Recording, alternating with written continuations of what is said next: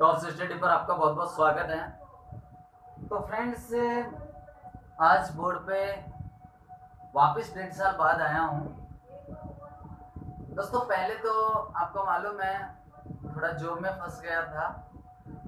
अभी भी मेरा ट्रेनिंग चल रहा है, 6 महीने का ट्रेनिंग था, तो ये लास्ट महीना है। दूसरी बात, यहाँ फंसा हुआ था तो लॉकडाउन की वजह से बोर्ड वगैरह खरीद नहीं पाया। लैपटॉप भी घर पे रह गया था। फिलहाल घर से आया, लेकिन बोर्ड वहां से लाना पॉसिबल था नहीं। फिर मैंने 3 तारीख से लगभग लैपटॉप से वीडियो बनाना शुरू किया, लेकिन उसमें बहुत सारा टाइम भी वेस्ट होता था। और आपके भी बहुत सारे कमेंट्स आते थे कि नहीं, बोर्ड पे थोड़ा सा अच्छे से समझ में आता है, बोर्ड पे थोड़ा आप पढ़ाइए, अच्छा लगेगा। तो दोस्तों, उसी को मद्देनजर रखते हुए मेरे पास कुछ जुगाड़ तो था नहीं, पर एक जुगाड़ बना लिया।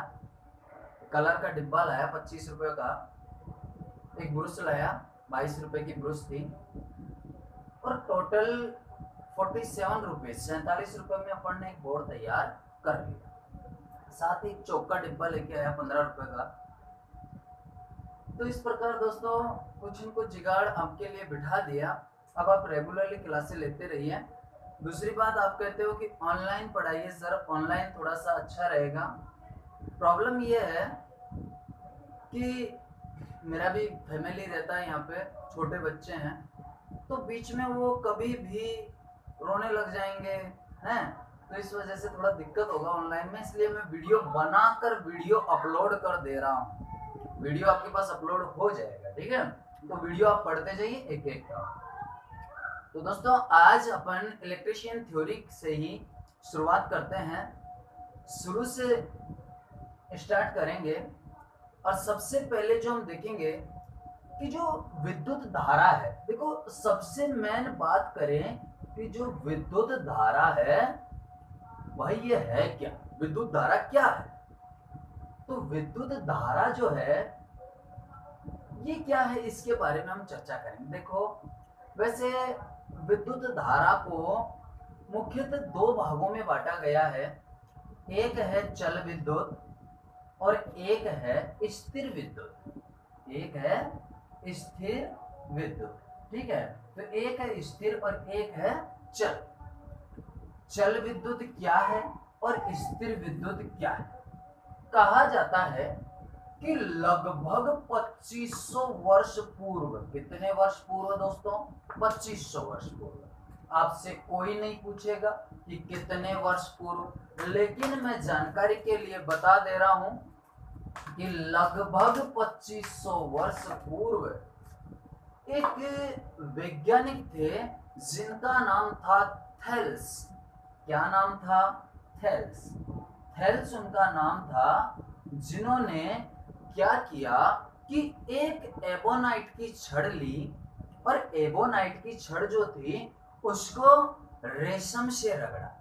रेशम से जब रगड़ा तो वो एबोनाइट की छड़ कागज के टुकड़ों को अपनी ओर आकर्षित कर रही थी। उसने सोचा कि इसमें ये बल प्राप्त हो गया, तो उसने वहीं से स्थिर विद्युत की खोज कर डाली। अब ये स्थिर विद्युत थी, इसे व्यावसायिक रूप से उपयोग नहीं किया जा सकता था, एक जगह से दूसरी जगह नहीं ले जाया जा सकता था। तो ये जो थी स्थिर विद्युत, भाई साहब, इसका उपयोग व्यावसायिक रूप से नहीं हुआ। बाद में वोल्टा नामक वैज्ञानिक आया और उसने चल विद्युत की खोज कर डाली। कौन सी विद्युत की? चल विद्युत। और ये वही चल विद्युत है जो आज दुनिया में प्रचलित है। यानी कि ये वही चल विद्युत है जो तारों के द्वारा ले जाई जा रही है। अब फ्रेंड्स, ये जो विद्युत है चल विद्युत, इसका बहुत सारा उपयोग हो रहा है, यही काम में आ रही है। इनको अपन बहुत सारे विस्तार पढ़े। देखो, इसमें छोटे छोटे जो टॉपिक है उन सभी को अपन बेसिक से पढ़ेंगे, और बहुत अच्छे से पढ़ेंगे। रोज लगभग ज्यादा नहीं तो आपको 1 घंटा डेफिनेटली इस थ्योरी में मिलेगा। सभी क्लासें चलेगी आपकी। जैसा कि आपको मालूम है कि पिछले टाइम में मैं लगभग 2013 से इस कंपटीशन क्षेत्र में, पढ़ाने के क्षेत्र में जयपुर में बड़ी बड़ी क्लासेज है, एक साथ 500-500 की स्टूडेंट, 700-700 की स्टूडेंट, इतनी मैंने पढ़ाई है। आप यकीन नहीं करो तो आराम से मेरा चैनल खोलिए, प्लेलिस्ट में जाइए, वहां पे आपको मिल जाएगा वीडियो मेरा पढ़ाता हुआ। इमेज जो पिक है वो भी मैंने डाल रखी है यूट्यूब पे, ठीक है। तो ऐसा नहीं है कि जो पढ़ा रहा हूँ ऐसे ही पढ़ा दिया, नहीं, ऐसा कुछ नहीं है। आपको जो पढ़ाऊंगा अच्छा पढ़ाऊंगा, कम पढ़ा दूं लेकिन अच्छा पढ़ाऊंगा, ठीक है। तो अब यहाँ तक बात हो गई। अब आपसे क्या पूछा जा सकता है, यहाँ से क्वेश्चन क्या उठ सकता है? एक तो क्वेश्चन उठ सकता है कि मुख्यतः विद्युत जो है इसको कितने भागों में बांटा गया है। तो बहुत सारे लोग जैसे कि वहां पे आएगा 2, 1, 3 ऐसा आ जाता है, लेकिन बहुत सारों के माइंड में ये चलता है कि एसी और डीसी दो आंसर कर देते हैं और ये आपका क्या हो जाता है, सही। क्यों? यहां भी तो दो भागों में बांटा गया है, चल विद्युत, स्थिर विद्युत, यहाँ भी दो भागों में, और एसी डीसी वो भी दो भागों में। तो यानी कि हमें इसका मालूम नहीं था, लेकिन हमें मालूम था कि एसी और डीसी है। तो एसी और डीसी को देखते हुए हमने कर दिया कि विद्युत को कितने भागों में बांटा गया, दो भागों में। ये अपना क्या हो गया, सही। ये सही हो गया, जबकि नहीं होना चाहिए। क्यों? यहाँ पे ऑप्शन होते हैं और ऑप्शन में ऐसे लग जाता है, ठीक है। ये धूल में लट, इसे कहते हैं धूल में लट मारते हैं तो भी लग गई, ठीक है। तो ये लग गई। अब चलो बात करते हैं अपन नेक्स्ट। देखो, सबसे पहले जो हम बात करेंगे वो करेंगे इलेक्ट्रॉन। इसमें बहुत महत्वपूर्ण भूमिका निभाता है। इलेक्ट्रॉन क्या है, क्या नहीं है, कहां से आया, उसके बारे में अपन थोड़ी सी चर्चा कर लेते हैं। देखो फ्रेंड्स, सबसे पहले अगर मैं बात करूं पदार्थ की, तो पदार्थ जो होता है, पदार्थ जो होता है क्या होता है? पदार्थ उसे कहा जाता है जो स्थान घेरता है। मान लीजिए ये चौक है, ये चौक स्थान घेर रहा है। ये मेरे पास एक कपड़ा है, ये भी स्थान घेर रहा है। मैं हूं, मैं भी स्थान घेर रहा हूं। वायु है इस रूम में, ये भी स्थान घेर रही है। ये बोर्ड मैंने बनाया, ये दीवार है, ये भी स्थान घेर रहा है। कोई भी चीज हो, पानी है, पानी भी स्थान घेरता है। तो जो भी वस्तु हो जो स्थान घेरती है उसे क्या कहा जाता है, पदार्थ। अब पदार्थ को मुख्यतः 3 भागों में बांटा गया है। वैसे पदार्थ 6 भाग में होता है, लेकिन मुख्यतः इसे 3 भागों में बांटा गया है, जो कि है सॉलिड, लिक्विड और गैस। यानी कि ठोस, द्रव और गैस। आप सुनो, इनसे हमें कोई काम नहीं है, ये साइंस वाली बात है। टेक्निकली थ्योरी में आपसे कोई नहीं पूछेगा पदार्थ कितने प्रकार के होते हैं। देखो मैं हर चीज इस बार है ना, हर चीज बताते जाऊंगा कि क्वेश्चन आपके लिए मोस्ट कौन सा है, कौन सा क्वेश्चन उठ सकता है। वो चाहे भले ही डीएमआरसी के लिए हो या फिर यूपीपीसीसीएल के लिए हो, जेवीबीएनएल के लिए हो। आप कहते हो सर यूपीपीसीसीएल की आप तैयारी करवाइए। जब मैं पूरी थ्योरी पढ़ा रहा हूँ, पूरी की पूरी थ्योरी पढ़ा रहा हूँ, कुछ नहीं छोड़ रहा, फिर भले ही आप यूपीपीसीसीएल के एग्जाम दो, भले ही चाहे आप डीआरडीयू की दो, भले ही चाहे आप डीएमआरसी की दो, भले ही आप जेवीबीएनएल, कुछ भी दो, जैसे भी देना हो। तो 3 प्रकार में बांटा गया, ठोस, द्रव और गैस। अब सुनो, ये ठोस कैसे बना, ये द्रव कैसे हुआ, ये गैस कैसे हुआ। तो एक सारणी बताता हूं आपको, पूरा समझ में आएगा आपके, ये अपना कोई काम का नहीं है। देखो होता क्या कि पदार्थ का, जैसे पदार्थ है तो पदार्थ किससे बना, तो ये जो पदार्थ होता है ना, ये पदार्थ बनता है अणु प्लस अणु से। यानी कि अणु और अणु यदि मिल जाएंगे, अब मैं ये नहीं कहूंगा कि 2 ही अणु होने चाहिए ना, अणु और अणु मिल जाएंगे तो आपका क्या बन जाएगा, पदार्थ। 2 या 2 से अधिक अणु मिलकर पदार्थ का निर्माण कर देते हैं। अब सुनो, अगर आगे बात करें कि अणु कहां से आया, तो भाई साहब अणु आया परमाणु और परमाणु से। यानी कि परमाणु, परमाणु प्लस परमाणु, परमाणु और परमाणु मिलकर क्या बना देते हैं दोस्तों, अणु। परमाणु और परमाणु मिलकर अणु बना देते हैं, तो परमाणु भी तो कहीं से आया होगा। तो परमाणु जो बनता है यही अपना मोस्ट है, ये अपनी टेक्निकल थ्योरी के लिए सबसे मोस्ट है। हमें ये कुछ भी नहीं पढ़ना टेक्निकल थ्योरी के लिए। मैं वैसे अगर जानकारी मिल जाए अच्छा ही है, ठीक है, बाहरी जानकारी अगर थोड़ी थोड़ी मिलती रहे तो बढ़िया है ना, लेकिन परमाणु को अच्छे से पढ़ना है। सुनो, ये परमाणु किस किस से बनता है? तो परमाणु जो बनता है वो बनता है एक तो इलेक्ट्रॉन। किससे बनता है दोस्तों? इलेक्ट्रॉन, जिसे इस तरीके से डिनोट किया जाता है और यहाँ पे माइनस का चिन्ह लगाया जाता है। क्यों लगाया जाता है? क्योंकि जो इलेक्ट्रॉन होते हैं वो ऋणात्मक होते हैं, यानी कि माइनस में होते हैं, यानी कि नेगेटिव होते हैं। इलेक्ट्रॉन हो गए, एक हो गया प्रोटॉन जिसे P से दर्शाया जाएगा, और एक हो गया न्यूट्रॉन। क्या हो गया दोस्तों? न्यूट्रॉन। इसी को हमें ढंग से पढ़ना है, इलेक्ट्रॉन, प्रोटॉन और न्यूट्रॉन। प्रोटॉन हमेशा धनात्मक होंगे, यानी कि प्लस में होंगे, लेकिन ध्यान रखना प्लस लगाना कोई जरूरी नहीं है, लगाओ तो ठीक, नहीं लगाओ तो ठीक।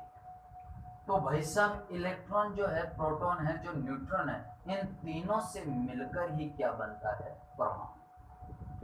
अब यहां से मुख्यतः आपसे क्वेश्चन क्या पूछा जा सकता है? मोस्ट इंपॉर्टेंट क्वेश्चन, कि इलेक्ट्रॉन में कौन सा आवेश होता है? तो इलेक्ट्रॉन में जो आवेश होता है वो होता है ऋणावेश, ऋण आवेश होता है। और इसका जो आवेश होता है इलेक्ट्रॉन का वो होता है 1.6 गुणा 10 की पावर -19। ध्यान रहे, मैं थोड़ा सा ट्रिक के जरिए बता देता हूं कि यदि इलेक्ट्रॉन का पूछे तो यहाँ पे माइनस लगाना जरूरी है, सबसे आगे में माइनस। और यदि प्रोटॉन का पूछे सेम रहेगा, 1.6 गुणा 10 की पावर -19, लेकिन प्रोटॉन के लिए यहाँ पे माइनस से नहीं लगाना। ये किसका आवेश हो गया? इलेक्ट्रॉन का। ये किसका हो गया? प्रोटॉन का। आवेश क्या है ये भी मैं बताऊंगा आपको कि आवेश क्या है, ठीक है। देखो यहाँ पे ये इलेक्ट्रॉन का हो गया, ये प्रोटॉन का हो गया। मोस्ट इंपॉर्टेंट क्वेश्चन कि इलेक्ट्रॉन का आवेश कितना होता है? तो इलेक्ट्रॉन का आवेश होता है 1.6 गुणा 10 की पावर -19। आगे क्या लगा देना? माइनस। प्रोटॉन का पूछे तो 1.6 गुणा 10 की पावर -19, लेकिन आगे कुछ भी नहीं लगाना है। तो ये अपना क्लियर हो गया।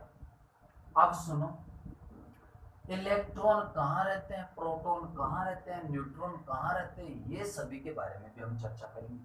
अच्छा, आप सोच रहे होंगे कि आवेश आपने इलेक्ट्रॉन का भी बता दिया, आपने प्रोटॉन का भी बता दिया, लेकिन न्यूट्रॉन का आवेश कहाँ गया भाई, इसको भी बताइए। तो न्यूट्रॉन का दोस्तों आवेश होता ही नहीं, इसका आवेश ही नहीं होता, ये उदासीन होता है, यानी कि ये आवेश रहित होता है। इस पर न तो धन चार्ज होता है, नहीं पॉजिटिव चार्ज होता है, नहीं इस पर नेगेटिव चार्ज होता है। न तो ये धनावेशी होता, नहीं ये ऋणावेशी होता। कौन सा होता है ये? उदासीन। कौन सा होगा भाई? उदासीन। ये चीज आपके समझ में आ गई होगी परमाणु वाली। अब सुन, अब थोड़ा सा हम और समझते हैं। देखो इसको मिटा देते हैं। मैंने यहाँ पे एक परमाणु बनाया, ये मैंने क्या बना दिया? परमाणु। देखो ये मैंने बना दी परमाणु की नाभिक। इस नाभिकी का आकार जो होता है वो होता है 10 की पावर -15। नाभिकी का आकार कितना होता है? 10 की पावर -15। देखो ये एक साइंटिफिक मान है, आप इसको गणितीय मान में चेंज करोगे तो गणितीय मान में क्या कहेंगे? गणितीय मान में कहेंगे कि ये अगर पावर माइनस में है तो सीधा सा 1/10 कर दो, और इसके ऊपर पावर ये जो है ये प्लस में हो जाएगी। तो अब सोचो कि 10 के ऊपर 15 है तो 15 जीरो लगेगी। क्यों? हमें मालूम है 10 के ऊपर यदि 2 होता है तो 100 बन जाता है, मतलब 2 जीरो आ जाती है। 3 होता है तो 1000 हो जाता है। तो 3 लग रहा है तो 3 जीरो, 4 लग रहा है तो 4 जीरो। वैसे ही नीचे 15 जीरो, और 15 जीरो छोड़ के यदि अपन पॉइंट लगाएंगे ऊपर तो ऐसे 0.00, ऐसे 15 जीरो करने के बाद क्या आएगा? 1। इतना सा मान होता है इसका, लेकिन ये साइंटिफिक मान में दे रखा है और आपसे इसी में पूछेगा साइंटिफिक मान में। आप सोचो कि 0.00000001 ऐसे कुछ नहीं, आपसे यही पूछेगा कि नाभिकी का आकार कितना होता है, तो आपको बताना सीधा सा 10 की पावर -15। अब नाभिकी जो है इसमें तो रहते हैं भाई साहब प्रोटॉन और न्यूट्रॉन। कौन कौन रहते हैं? प्रोटॉन और न्यूट्रॉन। और चारों तरफ जो होते हैं वो होते हैं इलेक्ट्रॉन। चारों तरफ कौन होंगे भाई? इलेक्ट्रॉन। ये चारों तरफ इलेक्ट्रॉन होंगे। अब सुनो, इलेक्ट्रॉन करते क्या है? तो इलेक्ट्रॉन जो होते हैं ना, यही विद्युत का सबसे महत्वपूर्ण भाग है। यानी कि विद्युत धारा जो प्रभावित होती है वो इन्हीं इलेक्ट्रॉनों के कारण होती है। मान लीजिए कि ये एक पदार्थ है, दूसरा पदार्थ यहाँ पे हमने इससे कनेक्ट कर दिया, और अब इसमें क्या किया कि इससे जो ये इलेक्ट्रॉन है ये इसमें चले गए। ये इलेक्ट्रॉन क्या चले गए? इसमें चले गए। देखो ट्रिक के जरिए याद कर लेंगे कि जाएंगे तो केवल इलेक्ट्रॉन जाएंगे। क्यों जाएंगे? क्योंकि इलेक्ट्रॉन बाहर है, तो भाई बाहर वाले जाएंगे, बीच वाले तो सेफ रहेंगे ना। बीच वाले को कोई टेंशन नहीं है, बीच वाले बीच में ही रहेंगे। काम से जाएंगे तो कौन जाएंगे? बाहर वाले। इस तरीके से हमेशा याद रखना कि यदि किसी पदार्थ में से गमन करेंगे तो केवल मात्र इलेक्ट्रॉन करेंगे, प्रोटॉन और न्यूट्रॉन अपनी जगह नहीं छोड़ने वाले। अब सुनो, मैं आपसे एक सवाल पूछता हूँ नॉर्मली ऐसे ही कि एक आदमी ये है, एक आदमी ये है, एक आदमी ये है, ठीक है। अब इसके पास इलेक्ट्रॉन है, मान लीजिए इसके पास 4 इलेक्ट्रॉन है। कितना है? 4। इसके पास तो इलेक्ट्रॉन 2 ही है, मान लीजिए। चलो इसके पास 4 इलेक्ट्रॉन है और इसमें प्रोटॉनों की संख्या जो है वो भी 4 है। प्रोटॉन भी कितने हैं? माना कि 4 है, मान रखा है कि ये क्या है? 4। अब यहाँ पे ये जो है इसमें भी भाई साहब क्या है कि इलेक्ट्रॉनों की संख्या वही 4 है। ये वही इलेक्ट्रॉनों की संख्या कितनी हो गई? 4। और प्रोटॉनों की संख्या भी कितनी है? 4। अब मैंने क्या किया, इसको चार्ज किया, यहाँ से कनेक्ट किया, और इसमें से इलेक्ट्रॉन उठ के उसमें जा रहा है। इसमें से ये गया 1 इलेक्ट्रॉन, फिर से ये गया, कितने गए? 2। अब ये बताओ यहाँ पे मामला ज्यादा भारी किसका हुआ? प्रोटॉन, प्लस वाले का हुआ ना। तो प्लस वाले का हुआ तो ये धनावेशी हुआ या ऋणावेशी हुआ? यानी कि प्लस वाले ज्यादा है, तो ये तो भाई साहब धनावेशी हो गया। लेकिन इलेक्ट्रॉन यहाँ से 2 उठकर यहाँ चले गए, 2 इलेक्ट्रॉन यहाँ चले गए। एग्जाम्पल के तौर पे बता रहा हूँ, वैसे 2 नहीं जाएंगे। ये यहाँ चले गए तो यहाँ कितने इलेक्ट्रॉन हो गए? 6। माइनस वालों का मामला भारी हो गया और प्लस वालों का कम। तो माइनस वाले ज्यादा हो गए तो राज किसका होगा? माइनस का। अर्थात जिस भी पदार्थ में इलेक्ट्रॉन प्रभावित हो जाते हैं, इलेक्ट्रॉन उसमें ले लेता है, इलेक्ट्रॉन ग्रहण कर लेता है, तो वह पदार्थ ऋणावेशी कहलाएगा। कौन सा कहलाएगा? ऋणावेशी। और जिसने इलेक्ट्रॉन का त्याग किया वो क्या कहलाएगा? धनावेशी। कौन सा वेशी? धनावेशी। ये चीज आपके समझ में आ गई होगी। देखो, इलेक्ट्रॉन प्रवाह की जो दर होती है ना, इलेक्ट्रॉन प्रवाह की जो दर होती है, जो भी इलेक्ट्रॉन प्रवाह हो रहा, मान लीजिए यहाँ पे मैंने एक छड़ लिया, ठीक है, यहाँ से इलेक्ट्रॉन गुजर रहे हैं, इसी कारण विद्युत धारा का गमन होता है। ठीक है, ये चीज आपको समझ लेनी चाहिए कि इलेक्ट्रॉन की वजह से धारा गुजरती है। तो ये इलेक्ट्रॉन, प्रोटॉन और न्यूट्रॉन के बारे में आपको थोड़ा थोड़ा सा मैंने जानकारी दे दी। अब सुनो, मोस्टली क्वेश्चन यहाँ से ये बन जाता है कि यदि कोई पदार्थ इलेक्ट्रॉन त्यागेगा तो वो बनेगा धनावेशी। नोट कर लो दिमाग में, धनावेशी। और जो ग्रहण करेगा तो वो क्या बनेगा भाइयों? ऋणावेशी। ठीक है, इतना समझ में। अब सुनो, एक एक को थोड़ा सा और समझ लेते हैं, थोड़ा थोड़ा और समझ लेते हैं, है ना। तो देखो, सबसे पहले मैं बात कर लेता हूं, अपना मोस्ट यही है, इलेक्ट्रॉन। इलेक्ट्रॉन, ठीक है। तो इलेक्ट्रॉन की बात कर लेते हैं अपन। देखो, ये जो इलेक्ट्रॉन होता है ना भाई साहब, इसकी जो खोज किया था वो किया था सन 1997 में खोज हुई। इसकी खोज कब हुई थी? 1997। थोड़ा याद नहीं आ रहा कि इसकी खोज किसने की, वो मैं थोड़ा आपको बता दूंगा, नेक्स्ट वीडियो में बता दूंगा। फिलहाल याद नहीं आ रहा मुझे, वरना मैंने पिछले वाले वीडियो में आपको बता रखा था। ये थोड़ा कंफ्यूज है कि जे थॉमसन था या फिर चैडविक था, थोड़ा सा कंफ्यूज है तो इस वजह से आप थोड़ा देख लेना। पर इसकी जो खोज हुई थी वो हुई थी 1897 में हुई थी। इसकी खोज हुई थी 1897। अब सुनो, इसकी खोज हो गई 1897 में। सबकी खोज देख लेते हैं। प्रोटॉन की जो खोज हुई, प्रोटॉन की जो खोज हुई थी वो हुई थी सन 1896। 1896 में तो सबसे पहले खोज किसकी हुई? प्रोटॉन की। उसके बाद में इलेक्ट्रॉन। भाई इलेक्ट्रॉन की बाद में हुई ना, क्योंकि 97 बाद में आता है। और सबसे लास्ट में जो खोज हुई थी वो हुई थी न्यूट्रॉन की। और न्यूट्रॉन की जो खोज हुई थी वो हुई थी सन 1931 में। सन 1931 में न्यूट्रॉन की खोज सन 1931, प्रोटॉन की खोज सन 1896 और इलेक्ट्रॉन की खोज सन 1897। ये खोज आपको डेफिनेटली याद रखनी है क्योंकि ये पूछ लेता है। ठीक है फ्रेंड्स, तो दोस्तों इनके बारे में थोड़ा सा अगले वीडियो में अपन और पढ़ेंगे, किसकी खोज कब हुई किसकी कब नहीं हुई, वो थोड़ा देख लूंगा मैं भी। ठीक है, अभी मैं आपको थोड़ा बता दूं, गलत सलत हो जाए तो मामला गड़बड़ है ना, इसीलिए मैं कहता हूँ कम पढ़ लेंगे लेकिन अच्छा पढ़ेंगे। ठीक है, तो फ्रेंड्स वीडियो लंबा होने के कारण आज की क्लास को अपन यहीं पे खत्म करते हैं। दोस्तों पसंद आए वीडियो लाइक कर देना, कमेंट्स जरूर करना और दोस्तों के साथ शेयर कर देना। दोस्तों मैं भी थोड़ा सा मोटिवेट होऊंगा इससे। अगर ज़्यादा से ज़्यादा मेरे को व्यू मिलेंगे तो मैं मोटिवेट होऊंगा, ज़्यादा से ज़्यादा आपको वीडियो प्रोवाइड करवा पाऊंगा, ज़्यादा से ज़्यादा आपके लिए टाइम निकाल पाऊंगा। दोस्तों आज के लिए इतना ही काफ़ी, बाकी अपन मिलते हैं नेक्स्ट डे। जय हिंद, जय भारत।